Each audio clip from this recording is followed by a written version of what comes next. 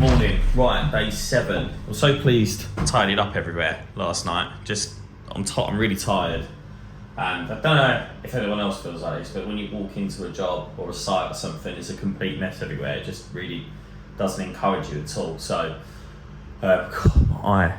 It's like a little sty or something. I'm bloody tired, but I've left late today.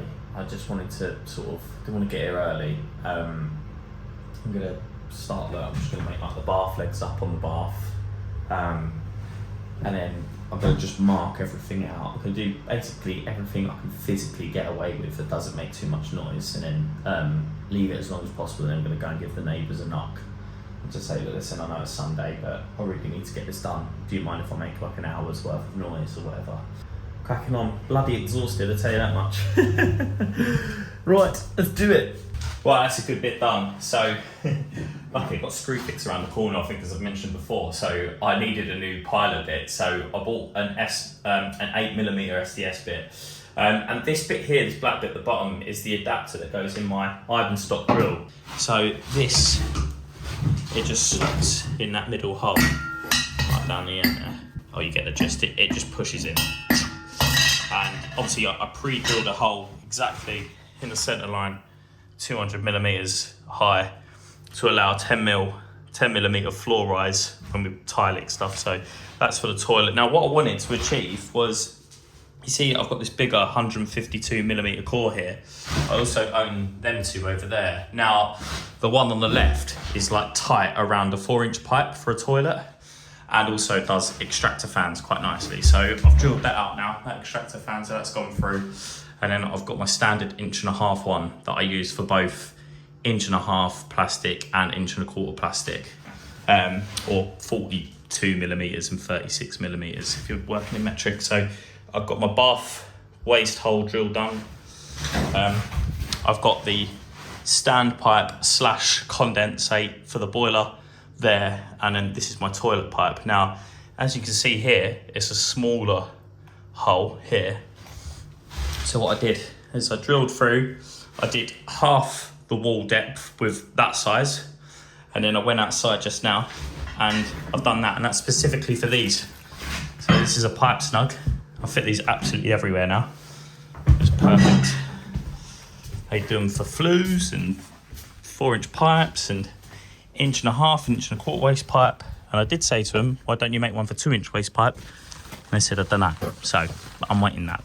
I've got a little running joke with these guys. They're really good guys. Been on Dragon's Den and everything, but I was like, please do a 2-inch one. So out here is a slightly bigger hole. That's the 5-inch core, and that's to fit these.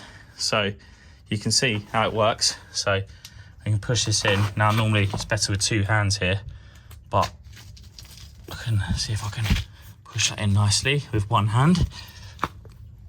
There we go. And what that does is you get a perfect finish around your pipe. It's an airtight fitting, so it's perfect for part L. And then obviously I can just lube this bit up. You see this little flap here, and then I can push my fitting into there. And it's a complete watertight seal. So I've got one to do there for the bath waste. I've got another one to do here for the thing, and I've used one out here already for my kitchen sink. And then obviously this is just temporary, it's just all loose. You can pull that out in a heartbeat, but I've got the pipe snug on there. So that's good. That's all my core holes done. I'm just gonna push a bit of pipe through there, just so the tiler has something to make his tiles around. And I'm gonna get this bath waste in first. Yeah, it's coming along. I am absolutely sweating today. Oh, I can't let it. It's just, the sun's just behind there. Oh, here it is. But of course, I'm in a sweaty little bathroom. I don't miss this. I love the good weather, but working in heat is not the one. And bathrooms are just humid, sweaty little rooms. Horrible. So that's all my core drilling done. So next stage is, I've marked this up here. This is going to be where my bath tap's going to be coming out. That's the underside of my bath. That's for my batten. The bath's going to finish about this height. And I've got that much there. Just in case they want to lay up this end, the tap can sort of go above their head. sort of thing, and it's not a ridiculous height there, so they can turn. Obviously it'll just fall into the bath, so that's fine. It just makes it a nice, there's no tap holes on the bath, so it's good for, you know, we're going to be showering over the bath. It's just another place where it can leak through, so that's been avoided with this. Easy for changing, literally in the future, just take two nuts off, replace with another one, job done. So really practical bath shower mixer. So yeah, I've got this bit of chasing to do up for here. I've got the towel rail, so I've got to bring up 2 pipes round and out for my towel rail pipes, and then I've also got this to do here. That's the basin wall chase, so I'm going to wall chase the basin in, and then just bring it into behind the bath, and then clip it low level out this hole here with an anti-siphon trap on, so when they undo the bath it doesn't pull the trap, the water out the trap. So but good, got that bit done out of the way. So happy I had the opportunity to do it. It's just like saving me so much time tomorrow. So pardon me, oh, naughty boy, while let's do some chasing. Right, little top tip here. So I'm going to be chasing this basin waste down in this wall here, and so it just drops down below the bath and I can clip it. When it comes to chasing, obviously you can just freestyle it, and you'll probably do it like I've done it a million times, perfectly straight. And then sometimes, you know, it's you want a certain fall, you don't really want to think about it, or if you want it exactly level, like if you're electricians or something, you can put your laser level up and try and follow it. But I find this is just a really quick, easy way of achieving what you want to achieve. So what you need to do, get a level, obviously Stabila one. You see what I've done here, just to show you. This is my wall chaser. This is an absolute beast. It's one of my favourite tools ever, the Ep8 from Metabo. What's different about these wall chasers, they've got a triple disc here, so as you're grinding out, you don't have to chase the middle bit out, it does it for you. So serious wall chaser this is. But if I measure here, so say to the centre of that's 40 millimeters, as you can see there, to that centre disc there, right? Then that's where I want my chase, that's exactly where I want the pipe. I'm going to measure down 40 millimeters. Don't ignore these 2 lines, I just did that just to sort of give myself an idea. What I'm going to do is I'm going to measure 40 millimeters down. I'm going to take my little rubber bungs out of this just to make it even flatter. There we go, I'll do it on the other side. And what I'm going to do is I'm going to measure 40 millimeters down like so, and then I'm going to drill a hole through there. I'm going to stick a screw in with a washer at the exact fall that I want it. And then, as you'll see, I'm just going to rest my wall chaser on that Stabila level and just follow the Stabila level. Screw that in there like so.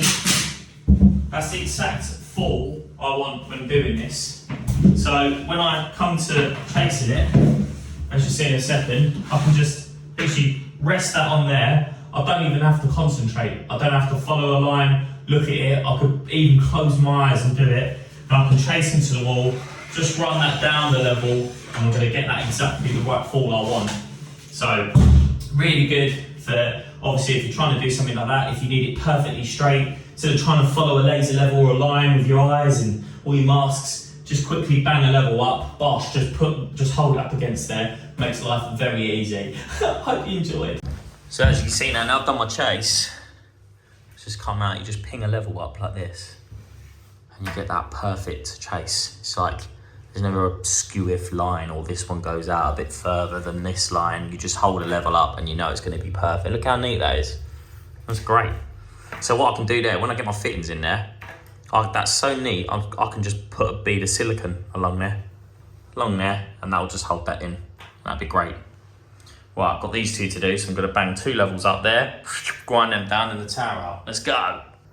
And straight level chases make straight level pipes go in very easily. Nice.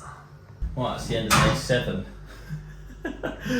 So I've got obviously all the chasing out done, all the core drilling.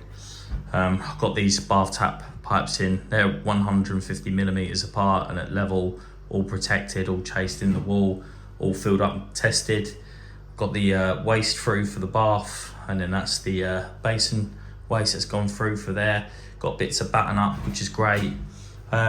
So yeah, tomorrow I've got to get up very, very early because it was only about an hour ago, I realised I've got the radio show tomorrow. We're gonna get these towel rail pipes in, gonna get the bath in, get all the waste connected up and get it sealed in. But yeah, right, let's get home. Bloody shattered. So I've got the bath in now, it's all connected up. All the waste under there. So that goes out. I'll support that waste in a minute. To be honest, it's not really going to go anywhere because it's tied in with this basin in the wall here, but I'll just put something under there just to stop that sagging in the future. I've got one of these traps. These are great because you can access everything from above, so there's no need to get down here, which is perfect because I want to box this in with tiles. So yeah, there's no taps in there.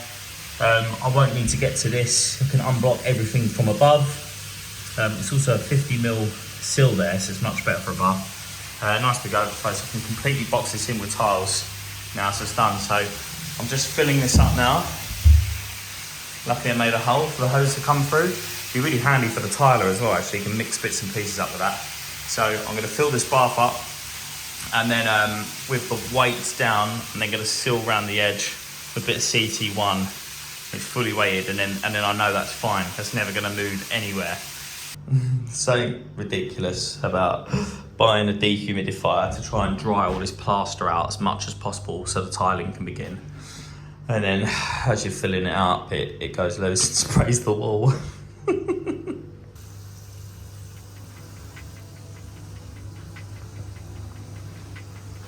Always test your overflows. Full test. Absolutely go for it. Lovely stuff.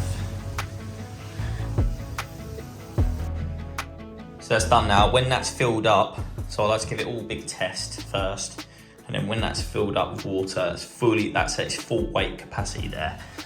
And then what I do at this stage, I put a load of CT1 right around the edge. As you can see, that's all the way around. So that'll actually hold that in place and obviously seal it as well. So sealed all the way around, and then obviously the tiles drop down on top of the bath there, and then it gets another silicone bead all the way around, so it's perfect. So I've got this stud wall built all square, and what I've done on this side is, because I'm trying to keep this as narrow as possible, because I've set out the total width of this towel rail comes over here now, so I wanted to be able to get the washing machine in and out quite easily. So I want to keep this side as flat as possible. So I applied that side, put that in on that side, because if there's any hinges or cupboard doors or anything they've got fixing, they can go on there once it gets tiled. So obviously I haven't bothered with the back, so don't need to do that. So I'm just going to Jacko board straight over across of that. And then that can be tiled all the way around then, it'll look nice. Let me tell you a quick little story. When I do things like this, it always reminds me of my little brother. So me and my older brother were doing my sister's house up years ago. Done the full shebang, boiler, bathrooms, central heating, the whole lot. And at the end of the job, my little brother came up and he went outside and he said, "Oh, outside tap." He turned the outside tap on and the floor drain was down there. And obviously as the water went down, it landed in the drain below. And he said, "Cool, that's lucky, innit?" And me and my older brother actually rolled up laughing. We're like, "Yeah, that was so lucky, Jack, that outside tap just happens to be above that drain." And it reminds me of something like this. Now, I went out and got some CLS this morning, and that's because I knew if I put 18mm on this side, I've set a bit of 18mm on the inside there just to keep this as narrow as possible, because I knew once I put my Jacko board on, my tile, which is going vertically, will end up a full tile on the front, like so. And every time I do something like that, I always imagine Jack going, "Cool, that's lucky."